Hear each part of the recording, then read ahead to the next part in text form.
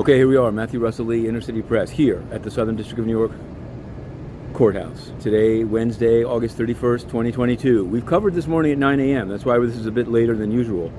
Because right at 9, we covered the case of U.S. versus Steve Buyer, former congressman from Indiana charged with insider trading off, among other mergers, T-Mobile Sprint, which we also covered here. Now, he's all lawyered up. I mean, obviously he's lawyered up, but he's got some pretty high-powered counsel, and they're raising a lot of issues about the so-called filter team. They want to talk directly to the filter team. The filter team is supposed to make sure that privileged communications are not reviewed by the government. The prosecutors say, talk to us, not to the filter team. She's busy. Judge Berman asked for a letter. It'll be Friday at 5. The government will respond Tuesday at noon after Labor Day, and then we'll be writing about it again.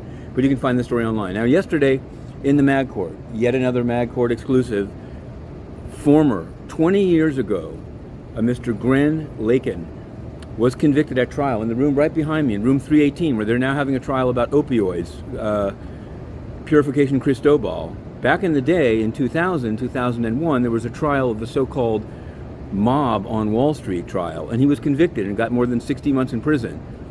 Didn't learn, apparently, because now he's been indicted in the Northern District of Georgia for using his company known as Good Gaming as a penny stock. Some fraudsters hacked into investors' accounts and were trading on his Good Gaming account.